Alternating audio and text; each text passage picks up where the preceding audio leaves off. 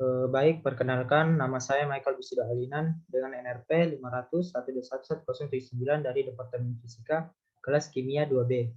Dan kali ini saya akan menjelaskan mengenai kimia organik. Kimia organik adalah studi ilmiah yang mempelajari mengenai struktur, sifat, komposisi, reaksi, dan sintesis senyawa organik. Senyawa organik dibangun atas karbon dan hidrogen dan dapat juga mengandung unsur-unsur lain seperti nitrogen, oksigen, fosfor, dan belerang. Senyawa organik adalah senyawa kimia yang mengandung karbon, kecuali karbida, karbonat, dan oksida karbon. Pada tahun 1828, Friedrich Wöhler mendapatkan bahwa senyawa organik urea atau suatu komponen urin dapat dibuat dengan menguapkan larutan yang berisi senyawa anorganik dan amonium cyanat. Perbedaan antara kimia organik dan organik ada beberapa jenis perbedaan, yaitu terdapat pada titik didih yang titik lelehnya, yaitu titik didih dan titik leleh organik itu lebih rendah dan titik didih dan titik leleh anorganik itu cenderung lebih tinggi. Lalu, misalnya jika dipanaskan, maka organik dapat terurai dengan mudah, dan apabila anorganik dipanaskan, maka kondisinya akan stabil.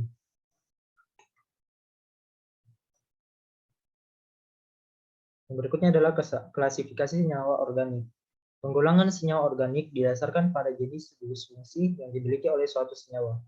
Gugus fungsi akan menentukan kereaktifan kimia dalam molekul. Senyawa dengan gugus fungsi yang sama cenderung akan mengalami reaksi yang sama. Berikut adalah beberapa contoh gugus fungsi dan golongan senyawa organik. Lalu yang berikutnya adalah hidrokarbon, yang terdiri dari atas alkana, alkena, dan alkuna. Senyawa hidrokarbon merupakan senyawa yang disusun oleh atom hidrogen H dan karbon C. Mempunyai rumus umum CnH2n ditambah 2. Alkena mempunyai rumus umum CnH2n, sedangkan alkuna mempunyai rumus umum CnH2n-2. Tata nama ini didasarkan dengan IUPAC atas urutan nama yang berasal dari bahasa Yunani, seperti berikut. Etana, etana, propana, butana, pentana, heksana, oktana, heptana, nonana, dekana, undekana, dan dodekana. Lalu berikutnya adalah tata nama alkana, yaitu dengan menggunakan awalan met, et, prop, dan lain-lain, menunjukkan jumlah karbon pada kerangka induk dari rantai molekul dan akhiran ana untuk menunjukkan bahwa molekul merupakan alkana.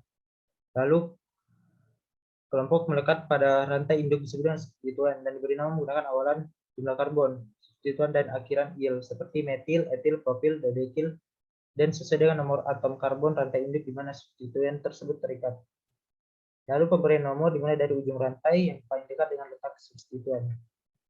Berikutnya adalah alkena dan alkuna. Alkena dan alkuna merupakan senyawa hidrokarbon yang mengandung ikatan rangkap 2 dan 3. Berdasarkan aturan IUPAC, hidrokarbon yang punya ikatan rangkap 2 diberi nama alkena, dan mempunyai ikatan rangkap 3 disebut alkuna. Berikut adalah beberapa contohnya dari etana, etena, dan etuna.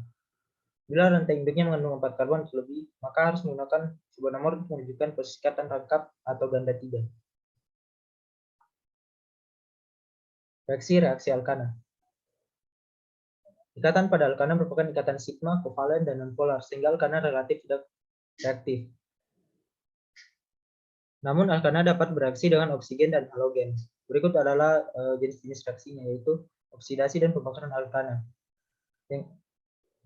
Penggunaan alkana terpenting adalah sebagai bahan alkana terbakar dalam keadaan oksigen yang berlebihan untuk karbon dioksida dan air, dengan melepaskan sejumlah kalor yang disebut dengan reaksi eksorter. Berikut contohnya.